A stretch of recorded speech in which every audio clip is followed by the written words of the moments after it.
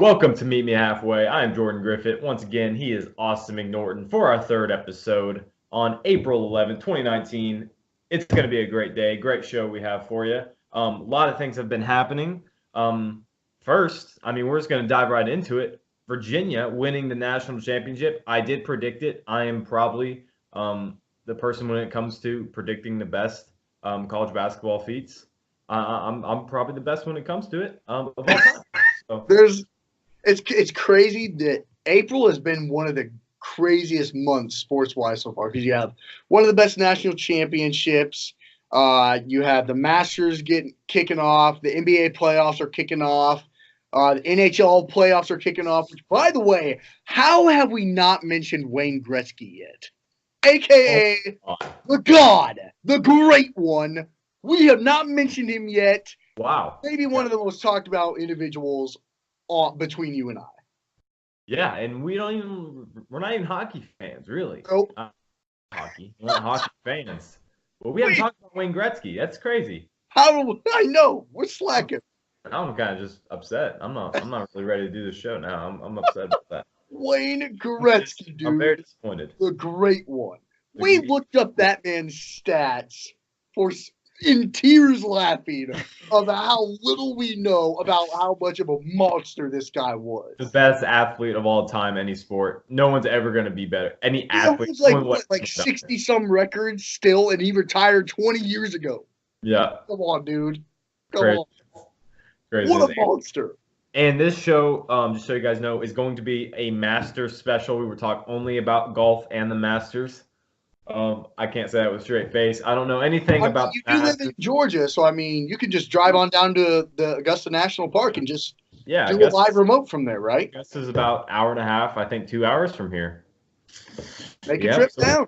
We could have went to the Masters, but you got to get invited. It's something that you have to get invited, and there's my dad has told me when there's no one playing on it, the security at the Masters in Augusta is like Fort Knox.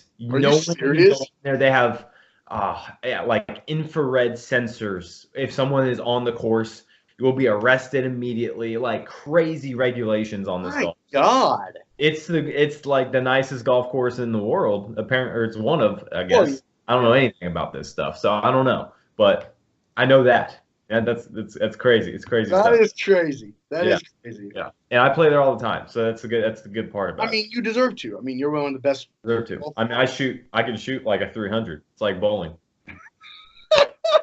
300. Oh my gosh. Yeah, that's where I'm at with that. Okay, going right into it. Biggest news that we have missed so far: Virginia wins the national title once again.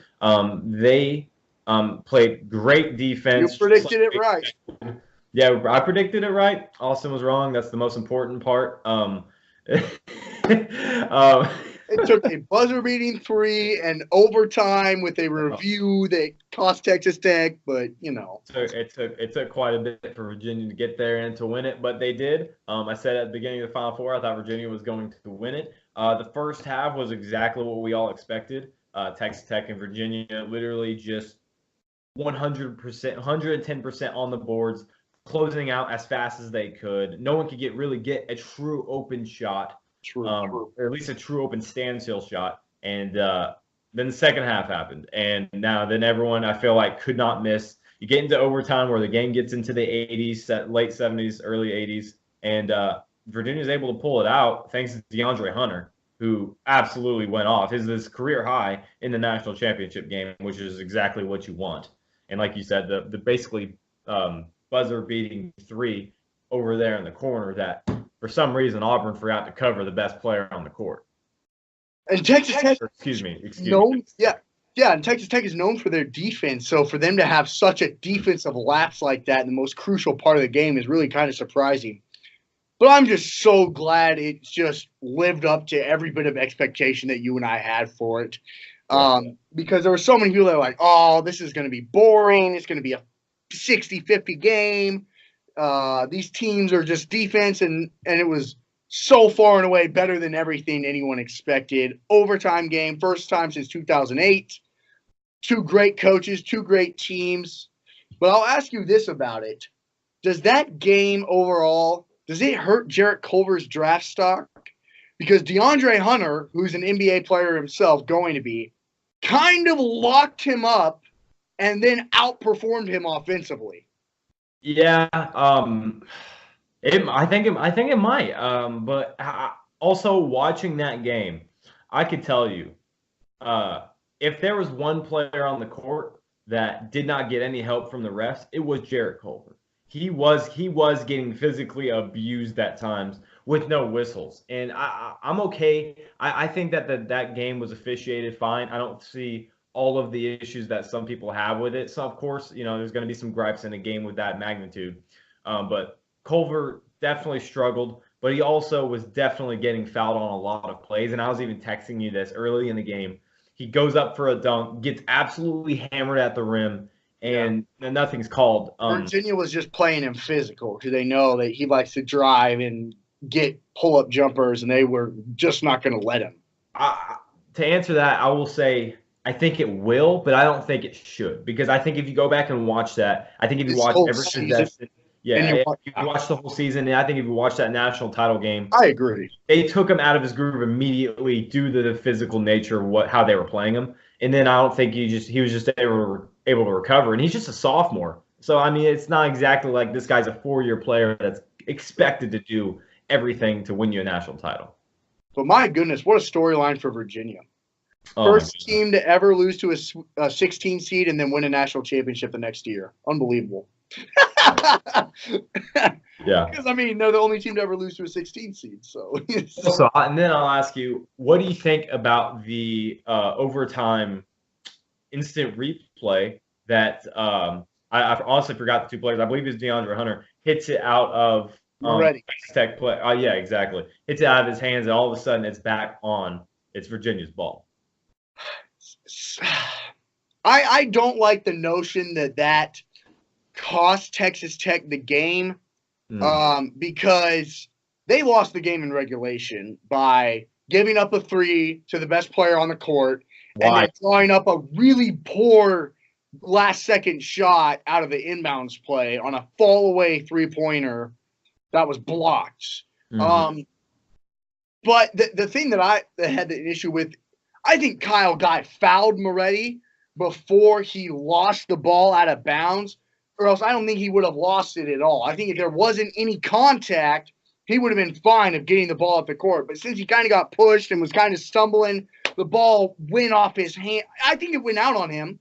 But I think I think almost every other play that's that bang like that could be reviewed, and it's going to go off the offensive player 9 times out of 10.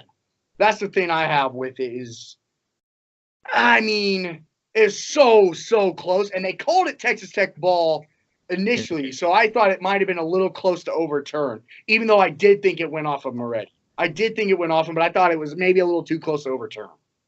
Yeah, I think I'm with you there.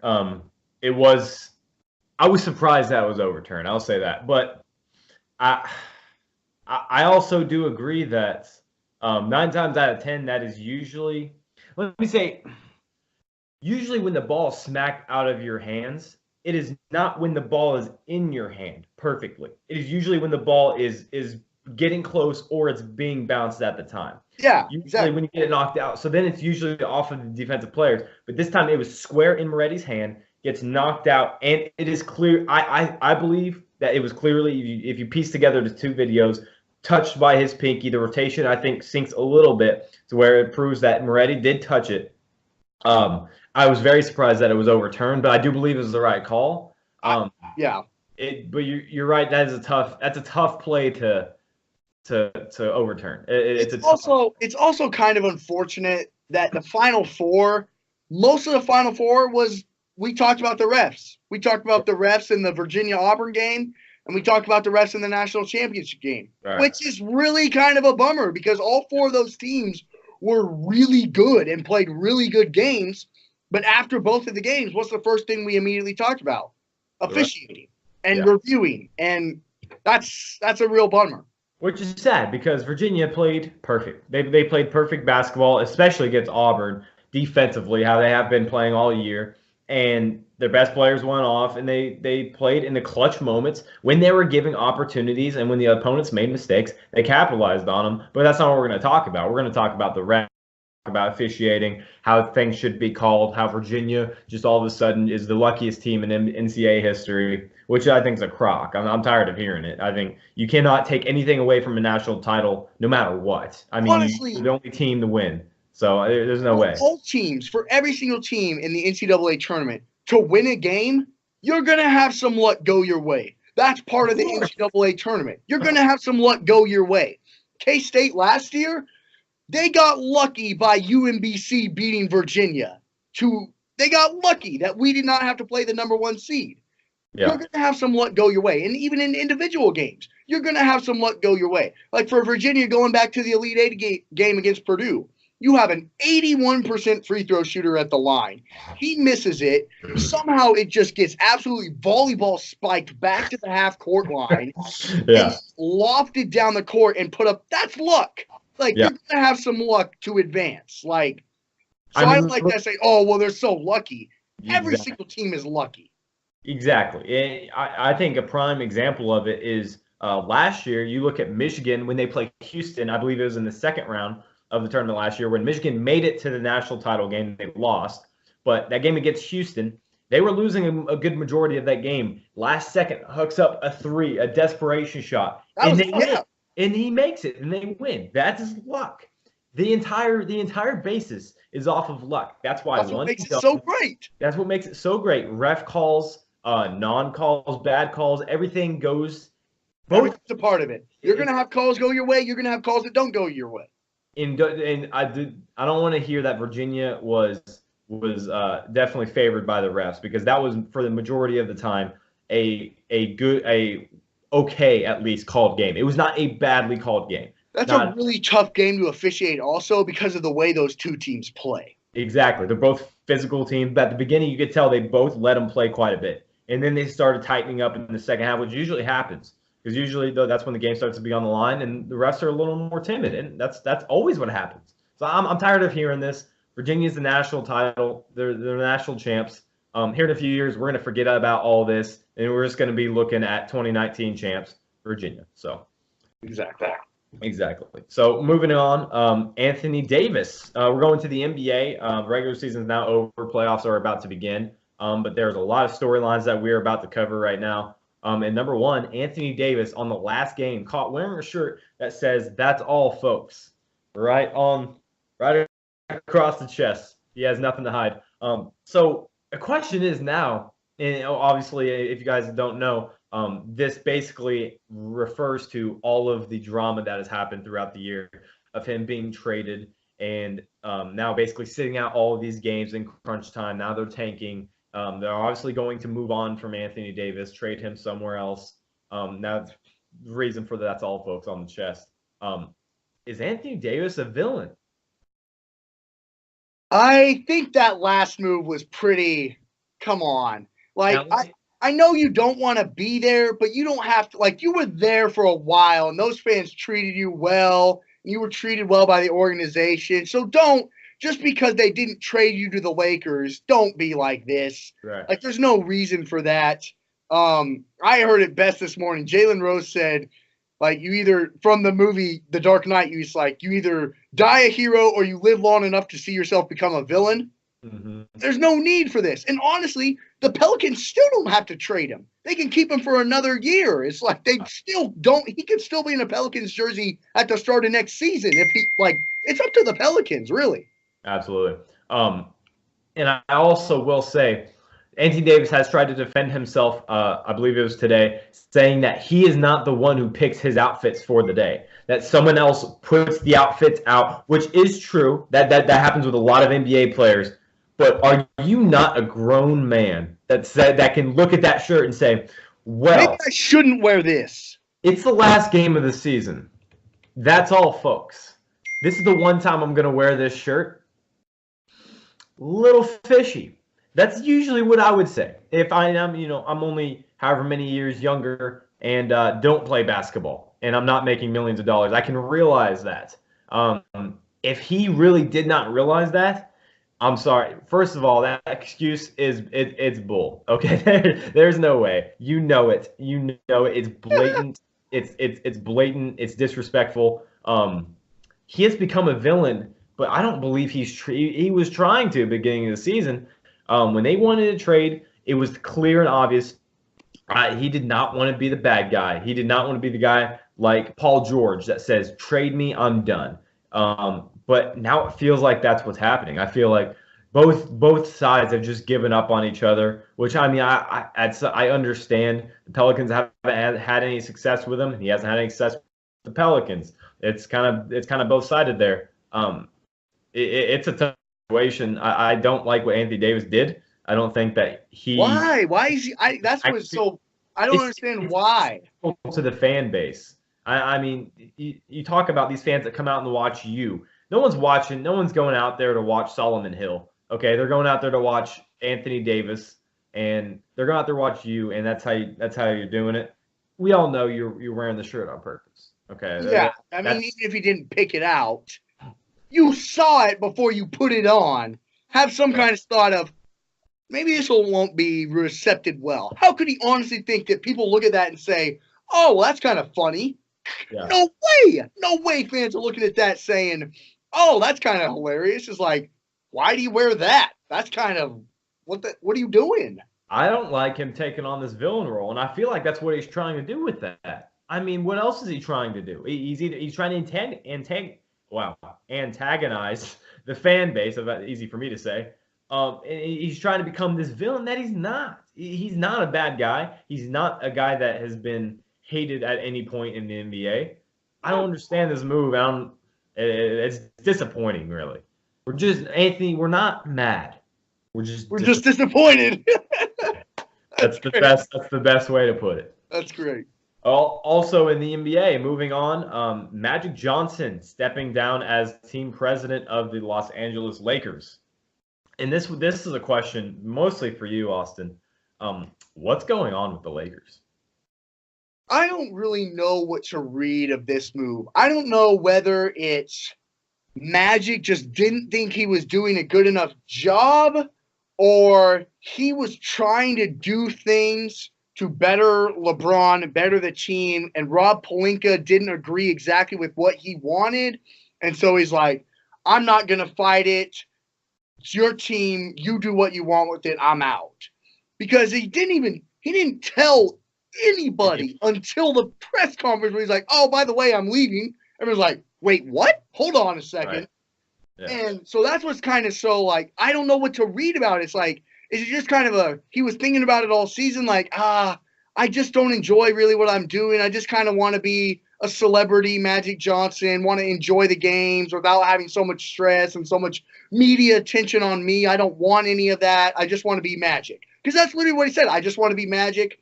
But I also don't know if it's like, man, I'm done fighting this organization. I'm done trying to help. There's just no point. You guys aren't doing good. I'm trying to help. You're not listening, so I'm just not going to fight it. I don't know which is truthful. I don't know.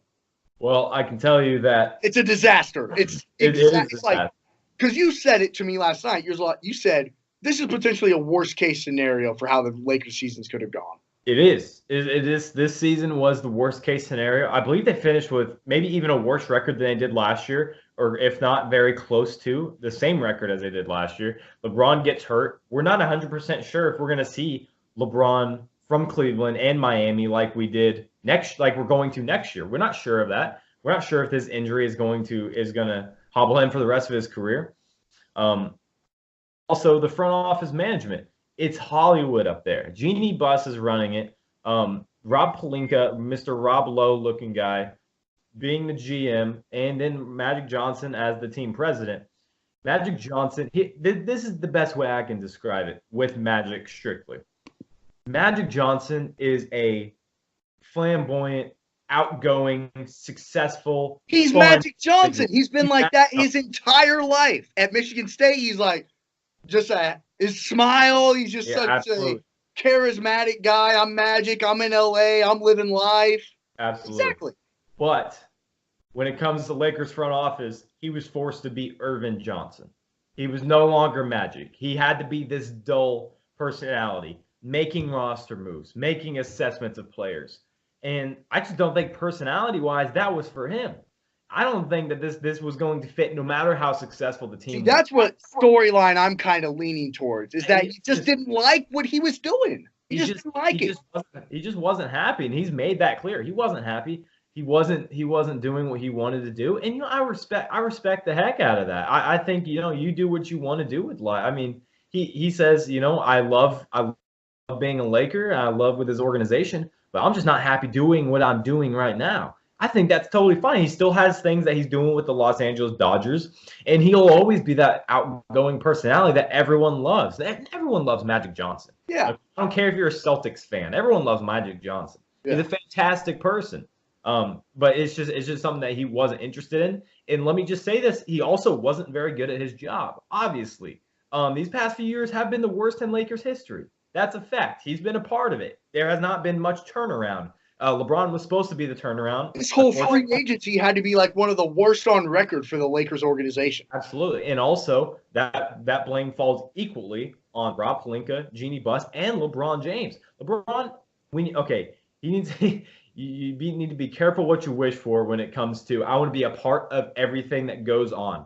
I want to handpick the roster pretty much. I want to know everything that's going on within this, because then that pressure starts to go onto you. And I'm telling you, the next person that's going to be gone, if it's not Rob Pelinka, it's LeBron James. Okay, this pressure on him, a maybe we're not sure of this entirely, declining player that has this contract with the Lakers. I mean, don't you think that LeBron's kind of earned a little bit of that? Said, look, I expect to be able to make it to the finals. I have been my entire career.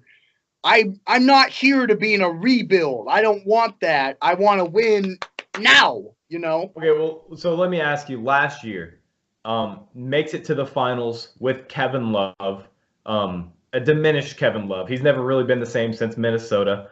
We can all agree with that. And play a factor in that. Injuries, yeah, he's been injury plagued his entire career. And I think we can both agree, a significantly worse roster than the Lakers have. We agree with that? Yes, I don't know about significant, but yeah. If you put Lonzo Ball on that Cleveland Cavaliers team, he's probably around the third best player on the team. I would say that, next to Kevin Love and LeBron James. And they didn't even make the playoffs this year. Matter of fact, they were abysmal this year. I understand he was injured. That is not a good look for him either. He is equally to blame, along with Jeanie Buss, which I don't know what her relationship is now with Rob Pelinka and with Magic Johnson. Now Magic Johnson's gone. And Rob Pelinka says he really likes her. I know that. The relationship has been strong. I know that, but maybe, I don't know. I'm not sure. We're not insiders yet. So we're not sure how the relationship is going. I assume it's still strong because Magic's just that kind of guy. But LeBron I'm telling you, man, he's getting close to the chopping block if this continues. Now, if they go out next year, get to the playoffs, make a run, maybe just Western Conference Finals, even second round, possibly, and maybe that changes people's attitudes. But I can tell you for a fact, this cannot happen again. Everyone's gone. If this season repeats itself, everyone is gone, including LeBron James. Yeah, I mean, we'll see. But right now, it's just not what anyone wanted in a purple and gold association at all. I mean, can you agree? This is the worst case scenario that could have happened at the beginning of the season. Everything has gone wrong. Lonzo gets hurt. LeBron gets hurt. Magic can't capitalize in free agency. They didn't get a big name in the preseason free agency. And then Magic leaves. And they don't make the playoffs. Pretty bad. And it looks like Luke Walton's probably done. Yeah.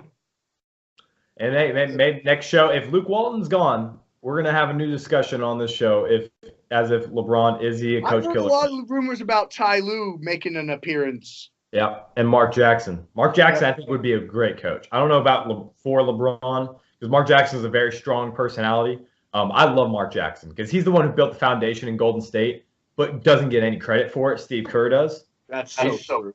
Steve Kerr is like, I don't want to discredit him, but he is kind of like that guy in the group project that leaves as soon as it starts and then takes credit for it as soon as it ends. And he's like, yeah, I was a part of it. That's kind of how Steve Kerr is. He's kept it going, though, and he's kept it going. Yeah, yes, but Mark Jackson doesn't get any. I think he gets disrespected. He gets so disrespected. That's true. Okay, moving on for more NBA. The playoffs are about to start. We have some good matchups. In the West, I think we all know what's going to happen. We'll get to that though. But I'm gonna go ask you, Austin. Pick a team that you think is going to be the biggest sleeper that could make maybe an extra run or maybe an extra round further, and then a team that you think is going to disappoint. A team that I think is a sleeper is OKC. I think they've really been playing well of recent, really well actually. Yeah. Paul George obviously really likes playing with Russ. Russ has been putting up crazy numbers recently. I know he's always the triple-double, but he's looked I don't think he's just been batting his stats like he's had that kind of – he's actually been balling recently. I think they could potentially make a Western Conference Finals run. I think they match up really well and could beat Portland. And then when it comes to Denver, I mean, Jokic is really good, but other than that, who's their superstar playmaker that's going to go out and win you a game if they're able to shut down Jokic? I don't know. So I'd like OKC to be a sleeper. Do you want to pick your sleeper, or do you want me to go with my? You go ahead. We go with yours. Okay. A team that I think could struggle, and this has a little bit to do with whether or not a certain player will be playing or not, is the 76ers. They match up against Brooklyn, who has had an incredible season. And a lot of question has been heard of recent of if Joel Embiid is injured again. Mm-hmm. They said that he's having knee soreness, but now they're afraid it's like a knee injury, like a serious knee injury. Right. So they don't know if he's really going to be available in that first round. So I think that could be an upset where Brooklyn could pull off something there in that first round. Yeah, I like both of them. Did you go with two sleepers? I had OKC as my sleeper and the 76ers as my 76ers as the gotcha. Yes. All right. Well, biggest bust you have it as. Biggest bust, yeah. Well, I will say that you might have taken my sleeper with OKC. I do like the two big stars with Russell Westbrook and Paul George. I have found myself the past couple of years swinging onto the other side. I used to be very anti. I didn't believe he was a great teammate. Now I'm very pro Russ. I love Russell Westbrook. I love the way he plays. I think media-wise, he is very tough to deal with for some reason. I don't know why. I think a lot of the criticism was with Russ was that KD did not like being his teammate, and KD left, and so everyone was like, Russ, this is your fault that our best player in Kevin Durant left. It's your fault. Right. And then that Paul George came and kind of said, Russ is a good guy. I want to stay with him. And so everyone's like, okay, maybe it's not Russ's fault. Maybe it's just KD being KD. I mean, it's really. And you know what? That's a good point. That very well could be subconsciously what's going on in my mind. That says a guy like Paul George says, hold on. He says, I could go anywhere, but I want to be here with Russ. I want to ride this guy with the playoffs. In OKC of all places. Exactly. Both Russ and Paul George are LA guys, and they were like, no, I'm not going to the Lakers. No. I'm staying right here in Oklahoma City. That's fantastic. That's I love it. I love it. I love seeing that. Absolutely.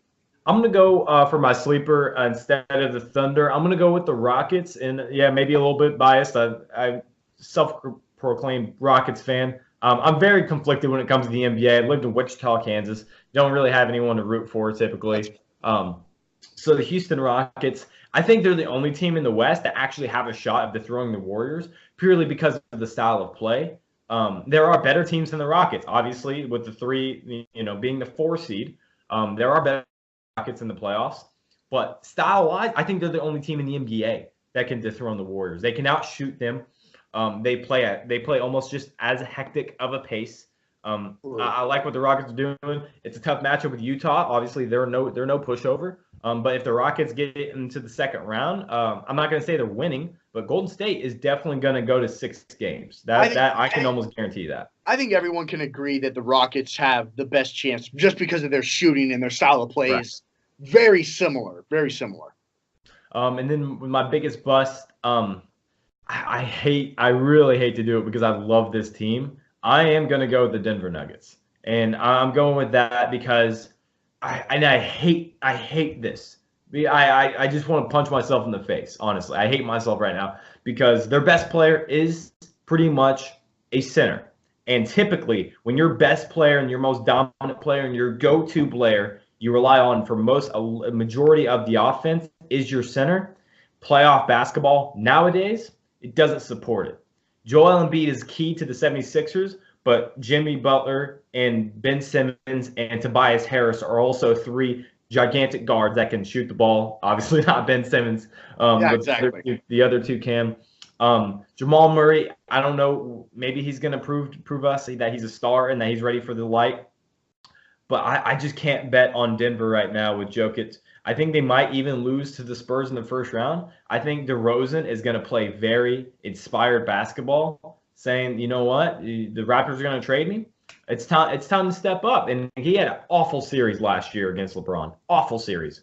He got benched. So you think he kind of wants to redeem himself a little bit? Yeah, I think so. Denver, I hate to do it because I love Denver. I love how they rebuilt themselves. Jokic is a monster. He does everything well. But Denver Nuggets are my bust. I'm sorry. I didn't want to do it. I really didn't. Okay, moving on to the greatest sport on earth, the MLB, baseball. Last night we have a subject very dear to our hearts, both of us. Whit Merrifield, second baseman, super utility man for the Kansas City Royals, breaks George Brett's consecutive hit streak, safely hit streak to 31 games, which is absolutely terrific. I mean, there's no bias for us whatsoever. Absolutely not. I just live basically right north of Kansas City, but no bias. No bias. But there's a big discussion around baseball if it should count. And the reason because of that is because it has spanned over 2 years instead of consecutive 31 straight games in the same regular season year. So dating back to last year, I believe he took off in the 20s. Obviously, he had to take off from this year, going back from last year. But people are a lot of high-ups analysts that I've been watching, like Ripken, like Harold Reynolds, like a lot of guys like that are saying this does not count. I don't think it should count. And I what do you think of that? It absolutely should count. It absolutely should count. Honestly, I think it might be harder. Again, no bias. I think honestly, it's harder than what he's doing because you get hot at the end of the season, and then you take off a substantial amount of time. You come back and pick right up where you left off. You're still just like as hot, still just as focused. That might be even tougher to do where you're like, man, I'm really feeling it like 20 games in. You're like, I'm in a groove. But once you take it like 15 games and then you take a break and you're like, I'm not really in the zone. I got to like refocus, get back in the baseball swing at the start of April. But he hasn't skipped a beat. It's amazing. And honestly, it's kind of sad because of the way the Royal season has been going so far. We are only 12 games in to a 162-game season, and the 11th game of the season might be the most hyped game of the entire season. Is Whit breaking that streak, breaking the George Brett streak on a RBI bunt to get the suicide to break it. Unbelievable. Yeah, it was fantastic. I'm going to agree with you. Of course, I'm going to agree with you there. No bias whatsoever, like we just said. I think it should count because, I mean, you pretty much said it all. 31 games is 31 games. Like right. It's very tough to say, oh, okay, you're ending the season and say, okay, man, I'm absolutely on fire. So because I'm on fire, let me take a few months off, and then I'm going to come back and still be on fire. It doesn't exactly work like that, but I just don't like how this isn't really looked across the league when it comes to the big analysts as basically a streak that counts, and that broke George Brett. George Brett conceded. He said, "Hey man, good luck. You just broke my streak. I mean, it's over 2 years. Well, who cares?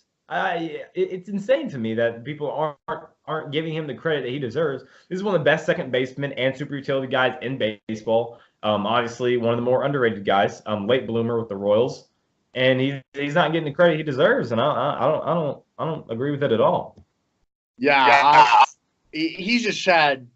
He's just one of him and Adalberto Mondesi are the two significant bright spots on this Royals team. Yeah, and you're right; they're both underrated because of the way that the Royals have played. But I think it should count.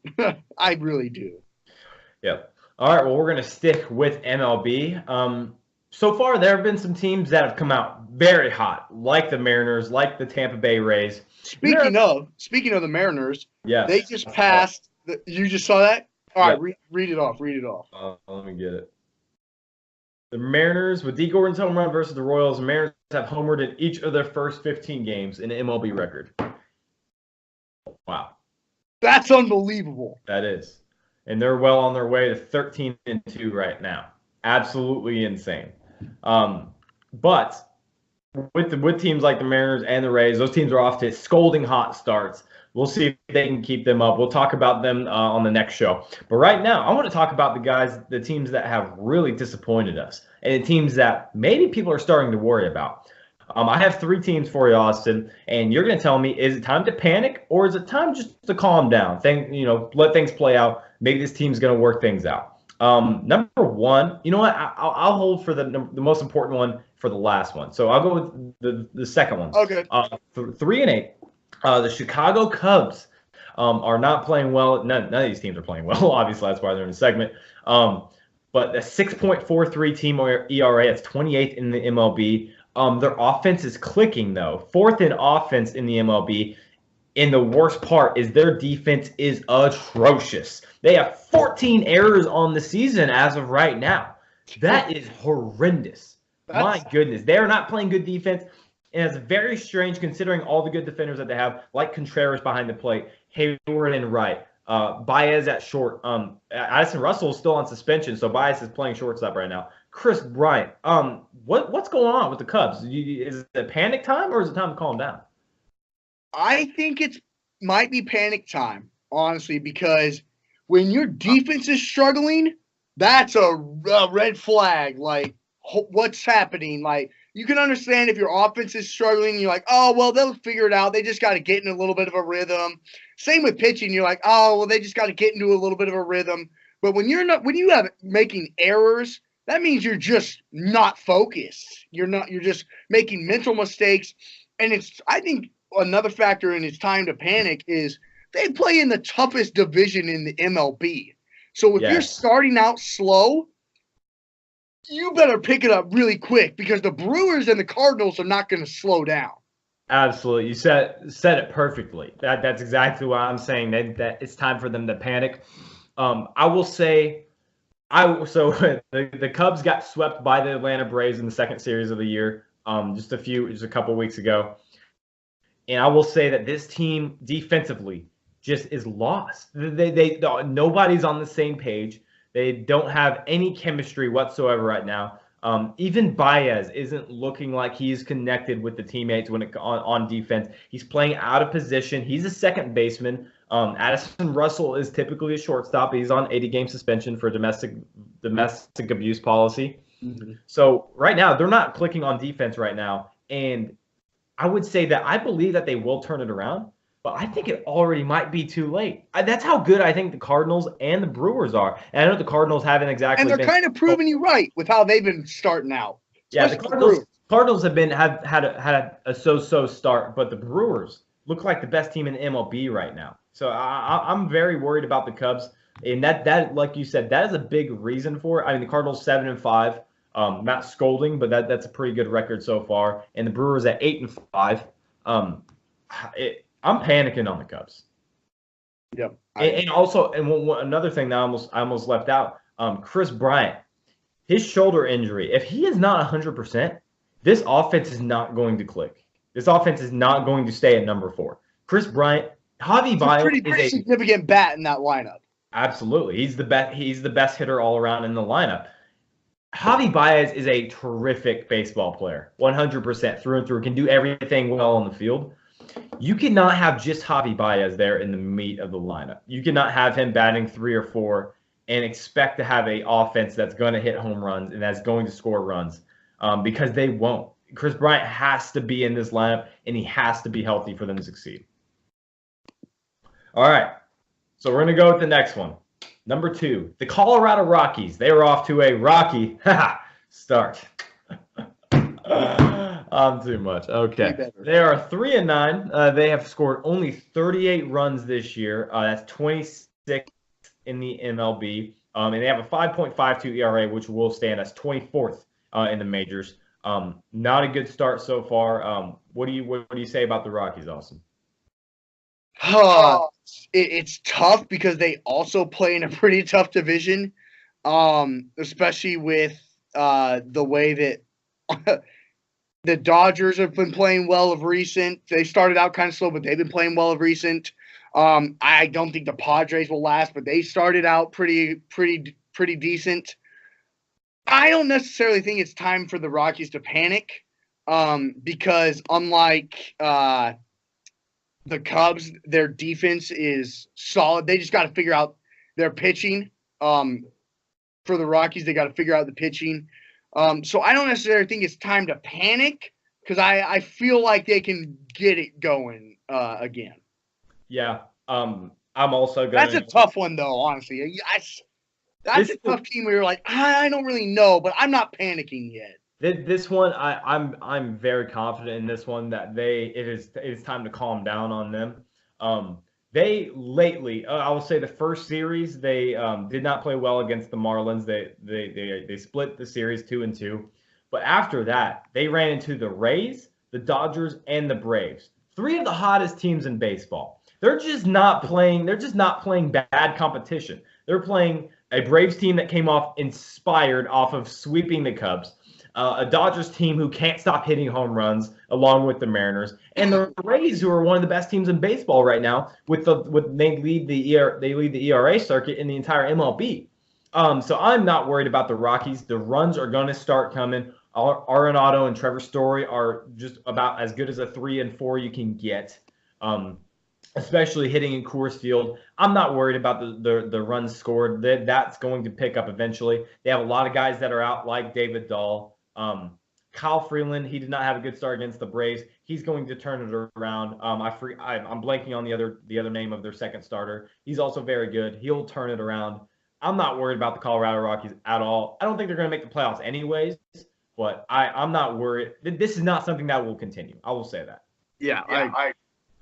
Okay. Now time for the most important one. This one is crazy. No one expected this. The Boston Red Sox. 3-9. So their ERA, 27th in the MLB. They are 23rd in errors. That means they have the 23rd most. Okay? 13 innings pitched and a 9 ERA from Chris Sale. Once again, 3-9 at the bottom of the AL East. You know what? I want to go. Let me go first on this one. All right. It's time to panic. Wow. It's time to panic in Boston. Like we were saying. Pretty high on the Yankees, though. I am pretty high on the Yankees. I was almost just as high on Boston, though, as well. Defending champions, they were by far the most dominant team in baseball last year. Right now, their ERA is atrocious. Chris Sale, his velocity is still down. He's looking awful. I'm not 100%. How concerned are you with that his velocity? I'm starting to become more. Usually when velocity is down, I'm not a huge. I don't look into it too much at the beginning of the year. 3 starts in, I'm still not worried about it. But he's not pitching well either. It's not like his velocity's down, but he's still pitching. He can't find a strike zone. He can't pitch the ball. He's getting hit around like no one's business. And the defense is struggling, which they are a terrific defensive team. when you have Xander Bogaerts, Rafael Devers, Jackie Bradley, Mookie Betts, JD Martinez. Sometimes he bats DH. This is a very good defensive team, and they're not playing good defense at all right now. And the pitching is not right there. I am very worried about the Boston Red Sox. Do you think Tampa Bay will be able to keep it up, though? Yes. I like what I see from Tampa Bay. Really? Their pitching, it is revolutionary.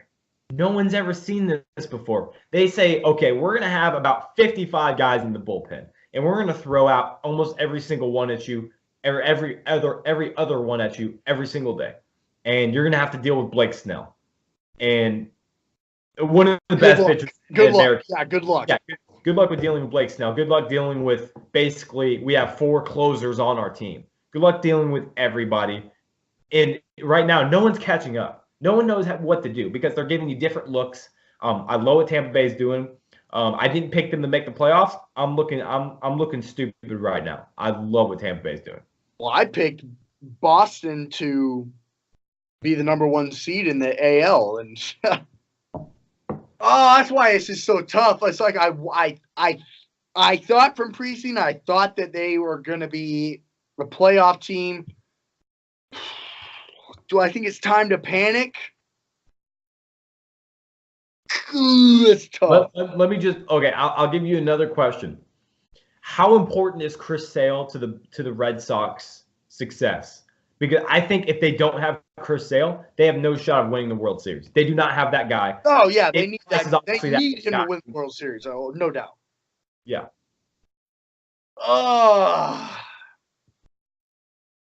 I'm not gonna say panic, but I'm not gonna say I don't know. I'm like in between.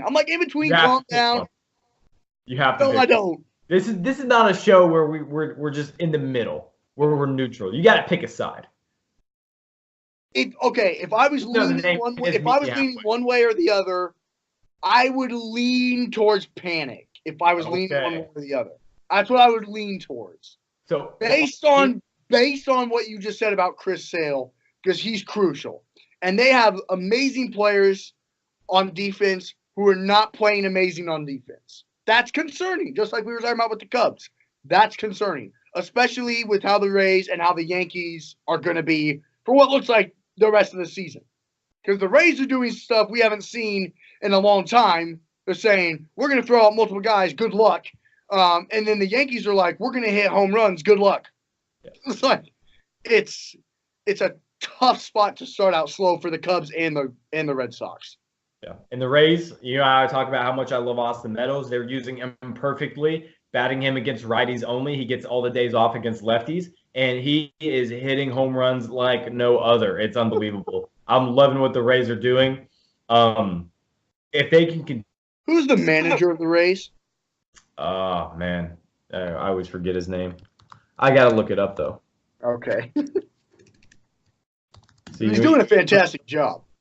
Yes. I think he almost won manager of the Kevin Cash. That's right. Okay, yeah. Kevin Cash.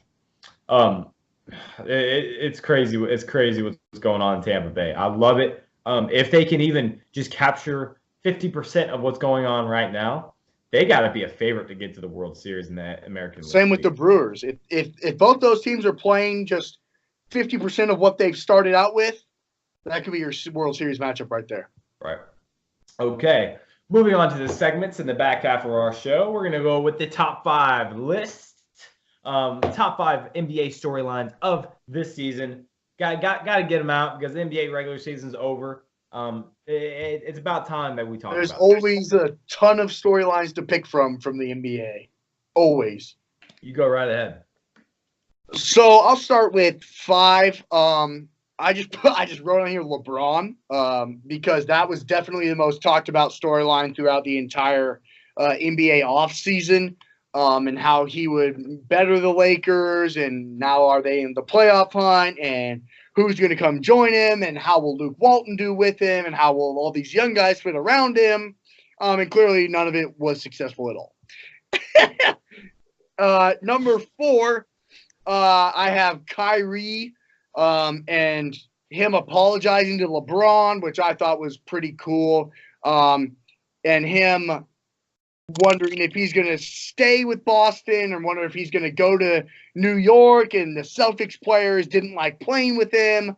But then he kind of resolved all that, and now they're playing pretty well. That was a huge storyline.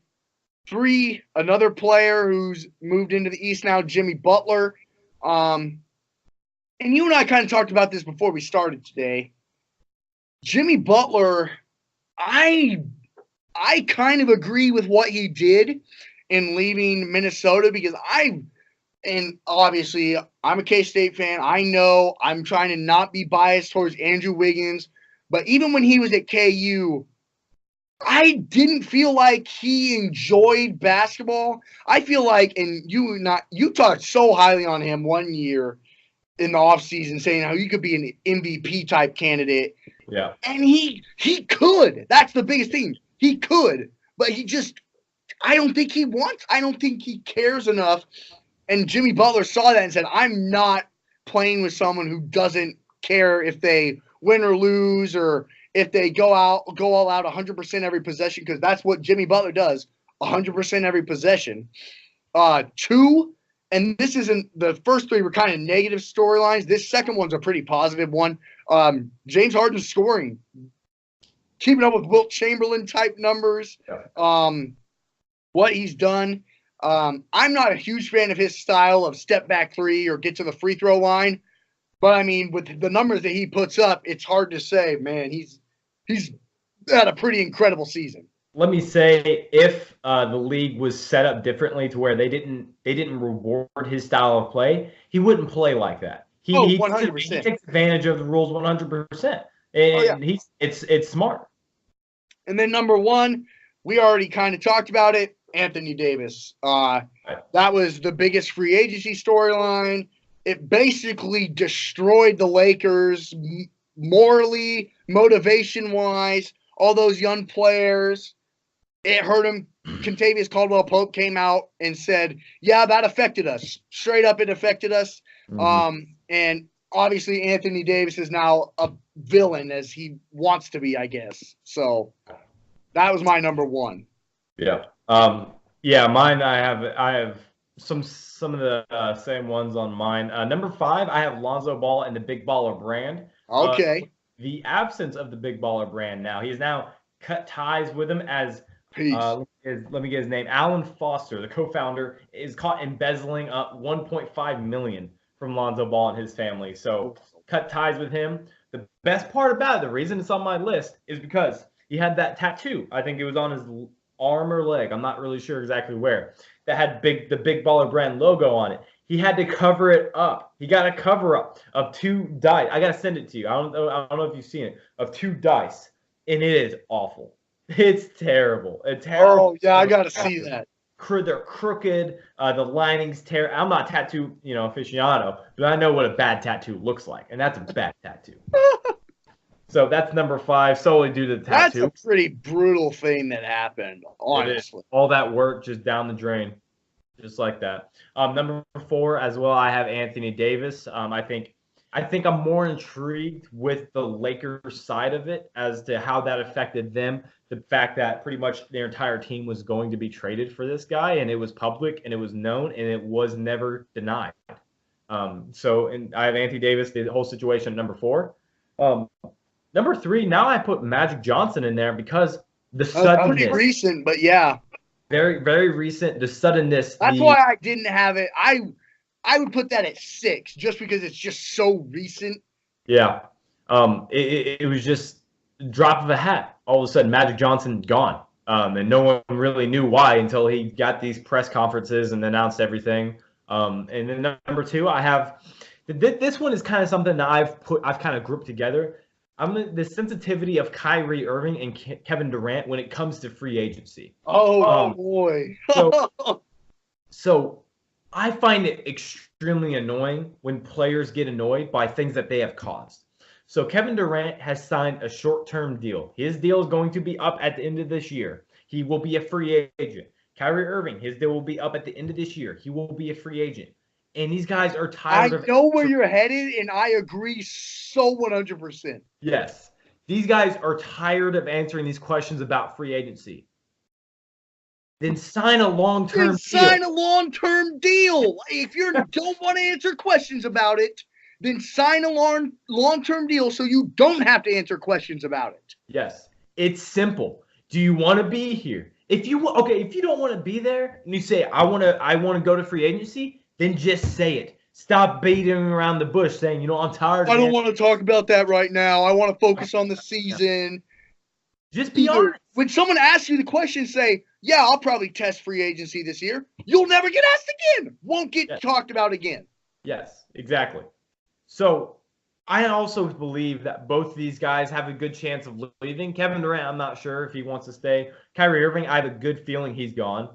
Kyrie Irving has definitely rubbed me the wrong way this year. His comments pretty much against his own teammates, talking about LeBron, how he envies him now because he's like, oh, I'm dealing with all these youngsters. I don't know how to play.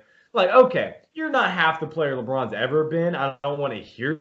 True. I'm tired of you criticizing your own players when you guys aren't even in a good position in the playoffs, and you're probably out the door. I hated what Kyrie did this year, and I try to be an optimist when it comes to Kyrie.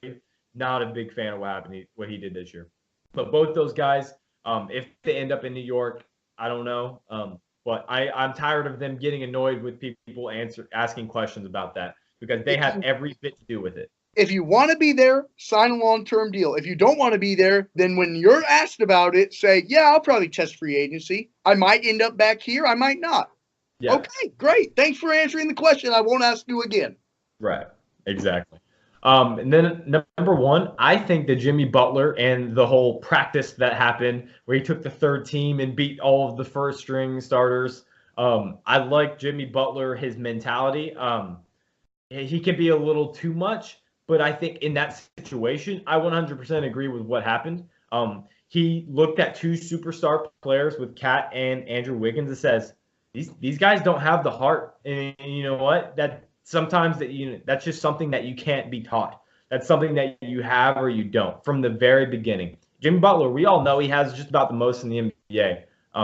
So him calling those guys out, maybe a little bit too extreme. Honestly, maybe a little bit too much. Yeah, exactly. Sometimes it rubs people the wrong way as well, and it is a little bit too much. But I think in that situation, that's what those guys needed. It obviously didn't wake them up. They played the exact same this year, had a terrible season once again. And just in 1 year, Jimmy Butler's gone. So I think that was the most intriguing storyline of the NBA season. So that's my list. Now we have the most important one, top 5. We do 2 top 5 lists. Top 5 fast food chains. And again, we have some intersecting guys on this list here. Yeah, you and I both have the same number 5. There's actually a Chick-fil-A on the campus of Northwest Missouri State. Okay. It's my favorite chicken. I'm a chicken sandwich guy, and they have the best chicken sandwich. So that's my number 5. Number 4, one that I haven't had in a while, but I loved in El Dorado, and you do too. The old Freddy's, Wichita. We should probably say the full name because a lot of people don't know it. It's Freddy's Frozen Custard. A lot of people don't know it because it is kind of a centralized. It feels like a centralized kind of thing. Yeah, great place. Just fantastic. Great burgers. Great ice cream, great fries, the sauce, incredible. Yeah. Incredible. Number 3, Taco Bell, because one, it's cheap for one. Yeah. It's convenient, it's cheap, and they have a lot of good menu items and a lot of like specialty items where they bring out only certain times that are also really good. The chicken quesadilla comes to mind. 2, for kind of the same reason of convenience and cheap, is McDonald's. I know what I'm going to get every time. I know how much it is, and it's everywhere. It's everywhere. Number 1 though for me is because I think I like everything there. They're food wise, and 2, I think they have the best fast food deal out there, and the 4 for $4 meal from the Redhead as Wendy's. Yes, sir. That's my number 1. 4 for $4 deal. Junior bacon cheeseburger, fries, a drink, nuggets. That's the go. I wish if there were if there was a Wendy's here and a Freddy's, if there was a Wendy's here in Maryville, Missouri, that'd be a very hit up spot. Very hit up spot. It's so good, bro. See, also probably number 6 for me would be Raising Cane's because but I don't have it that often, so that's why. I've never had it. Never had that before. It's like Zaxby's but better. Is it? Okay, so number 5, I also have Chick-fil-A. I believe a little bit overrated by some people. I mean, it's fantastic service and everything, but people do make it out to be like this fast food chain that cannot be stopped. I love Chick-fil-A, but so I have it at a soft number 5. Number 4, I have Subway. What's your go-to there? What's your go-to there? I get the grilled chicken sandwich. Oh, yeah. Yeah, that's right. I'm fancy. Wow, that's pretty. That's right. That's right. You know what? I'm going to tell you what I get at each one of these places. Okay. Okay. Number 4, I am a huge Subway fan. I love Subway. Only problem is it's not exactly fast because you have to go in there and specifically get everything that you want. That's the only reason it's not number 1. Only reason it's not number 1. Wow. Okay. It's my favorite thing. I get a foot long on Italian chicken teriyaki. It's the best thing I can ever have. Fills me up. I freaking devour that thing. It just inhale it. Okay. Wow. It's gone. What else do you put on it then? I don't put a whole lot on it. I put American cheese on it. I get it toasted. I put some spinach, lettuce, and I put some onions on it.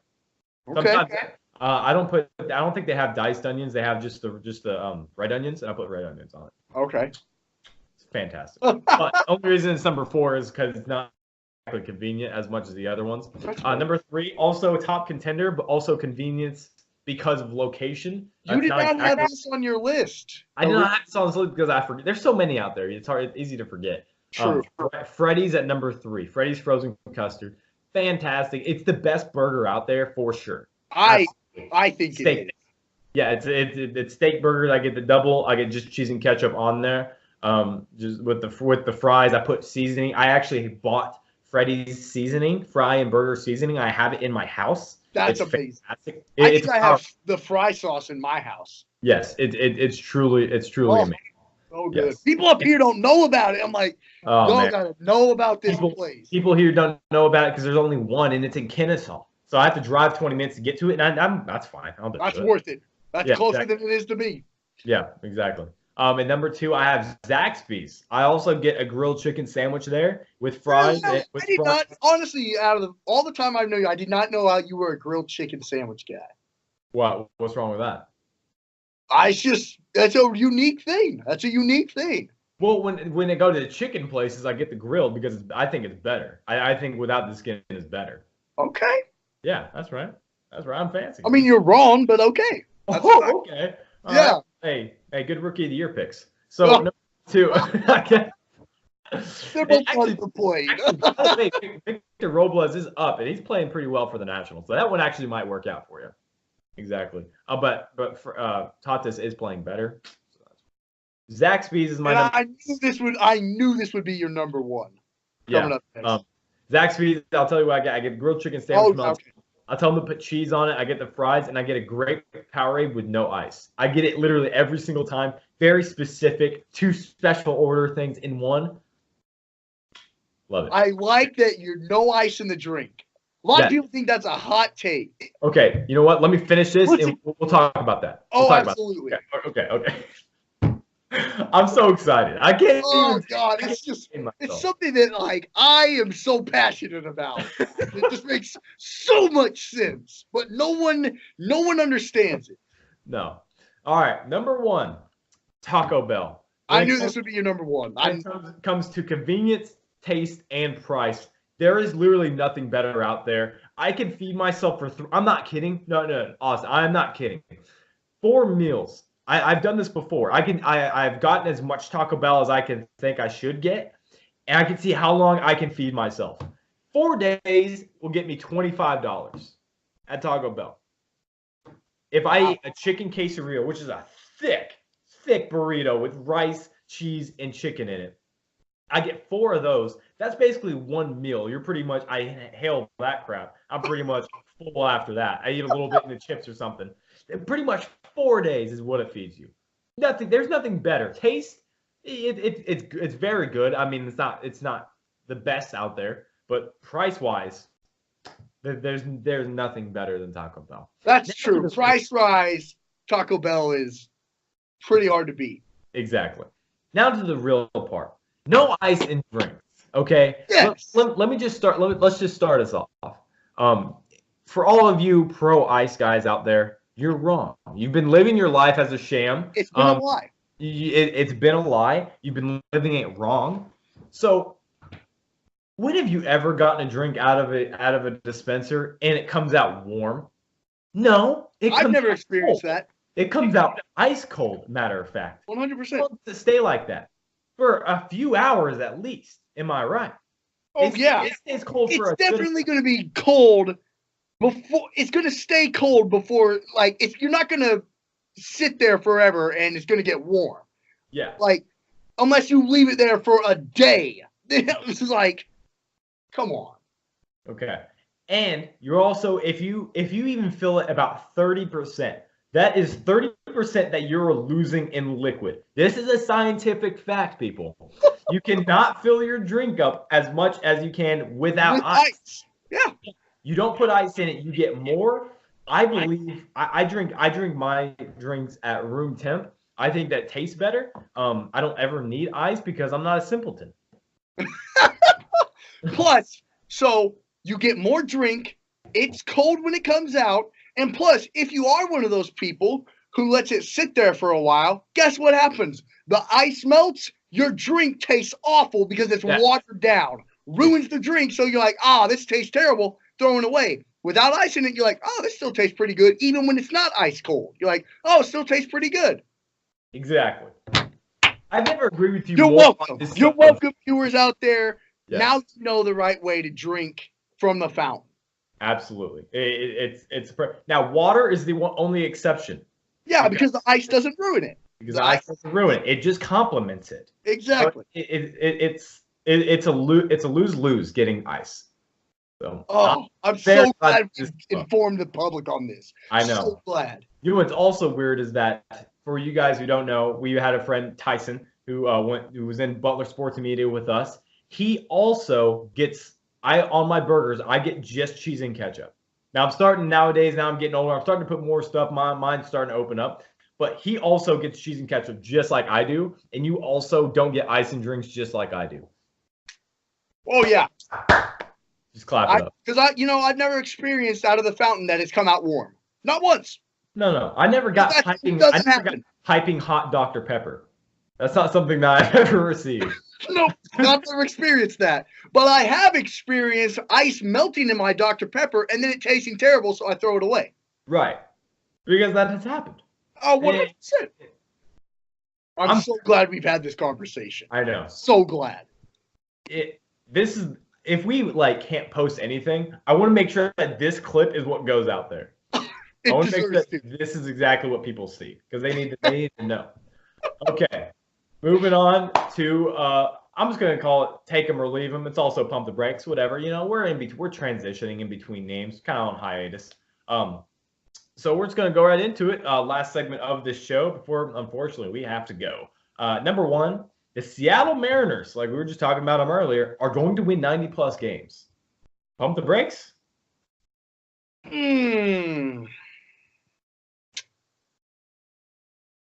Oh, boy. I'm going to say pump the brakes because I think Houston the amount of times that they're going to match up against Houston is going to affect their record a little bit. And the amount of teams that are playing really well in the American League, the Yankees, the Rays, I think it's going to be tough for them to win 90-plus. Yeah, I'm right there with you. Now I know baseball is certainly not talent or it's not star driven as it is just team driven. Like most sports are star driven, like the NBA, NFL to a certain degree. Baseball's not like that, but I also don't see enough talent to win 90-plus games on this team. They're hitting the crap out of the ball right now. You said, 15 home runs or a home run in the first 15 games. That's something that's just not going to continue in 162 games, Austin. That's a long time. That is something where that's why it's so tough to. That's why it's so tough to judge the start of the MLB season because it's such a long season. You in 162 games, your weakness will be exposed. And let me tell you, the Seattle Mariners statistically are the worst defensive team in baseball. That's going to catch up with them. I do like with the Mariners though. I just don't think 90 plus is in their future. Okay, now this is the most intriguing one, I believe. Number 2, there are talks. Russell Wilson might be limited in Seattle. His time might be up. Do you think Russell Wilson is out in Seattle, Austin? I'm pumping the brakes. I don't think he's out in Seattle. I think he's their guy. Pete Carroll really gets along with them. The fan base, he does good things in the community. And I think the fact that he's taken to a Super Bowl, won a Super Bowl, I think he's still their guy for right now.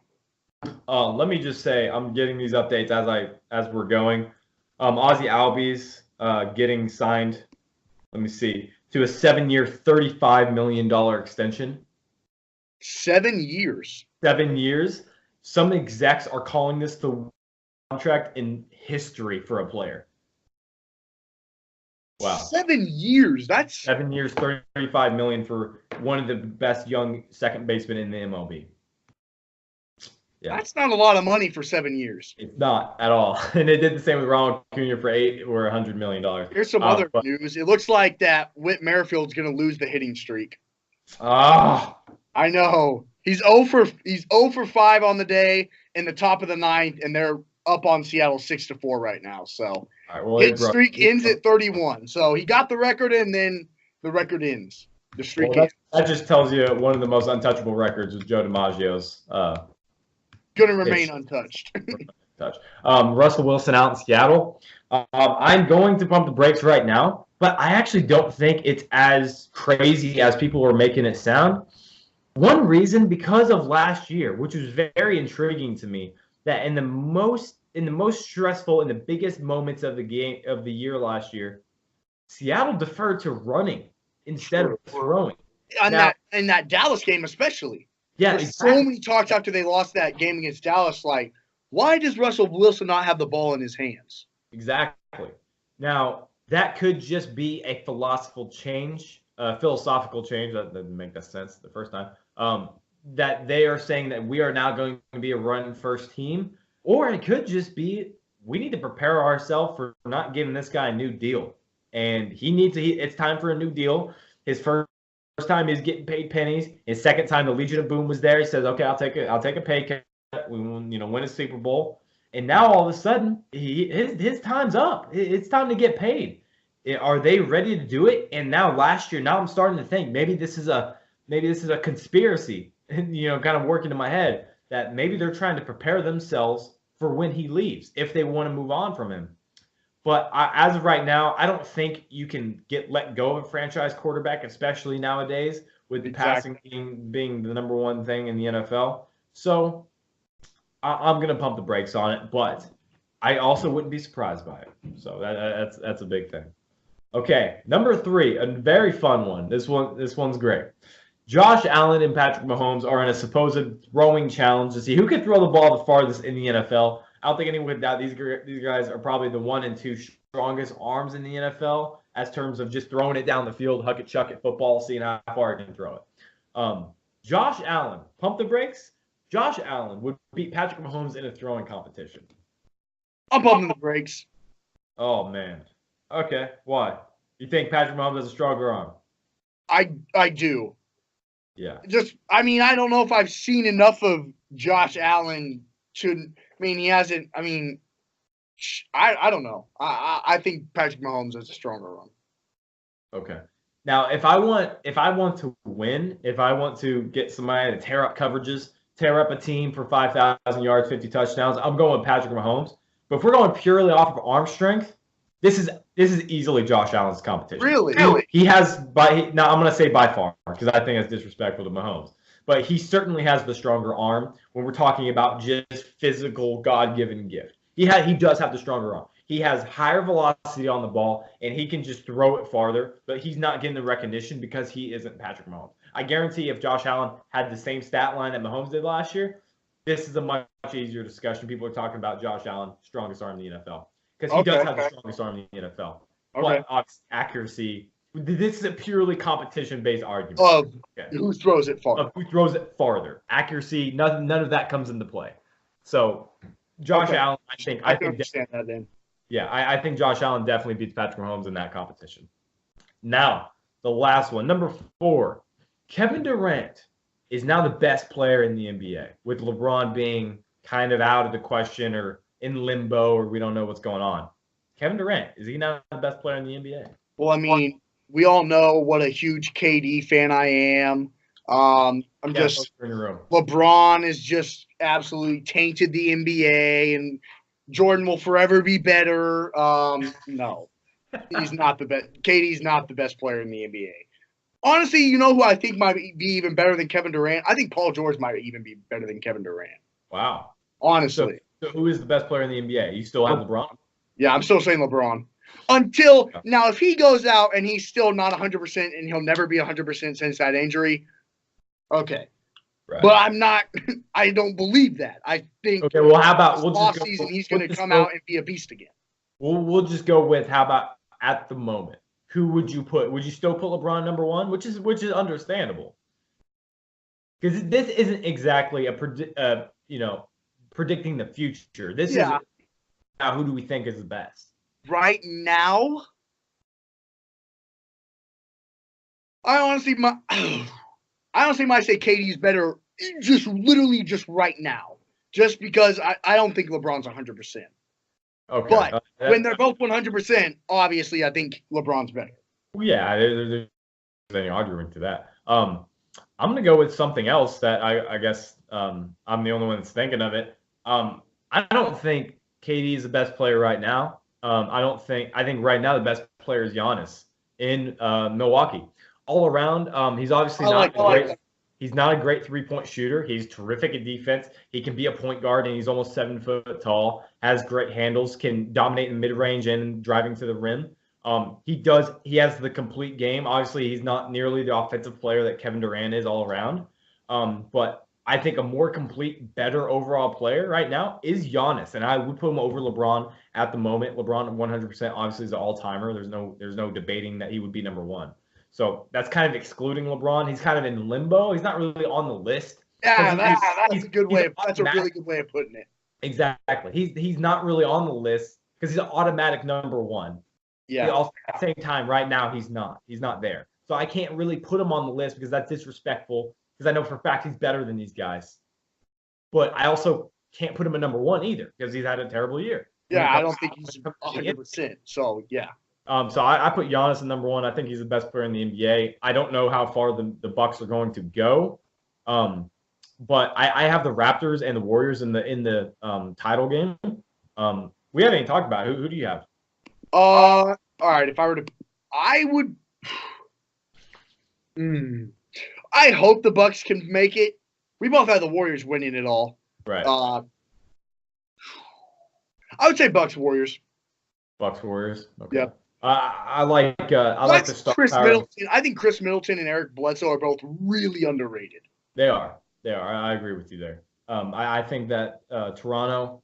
I like the guy that is in Toronto, Kawhi Leonard, that has the experience in the finals. True.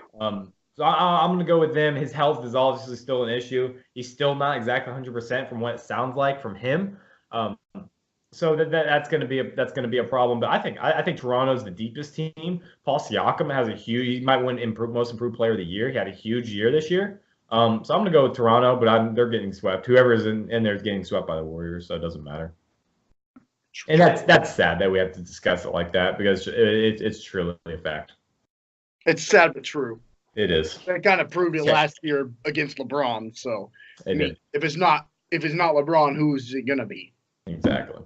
All right, that is it. 3rd episode down the drain. This is Meet Me Halfway. I'm Jordan Griffitt. He is also McNorton. Tune in next Monday. Gonna have all sorts of results from the NBA, MLB, and the NFL. As the draft is coming here soon. we're just packed. This is the best time. This is one of the best times of years. Absolutely love it.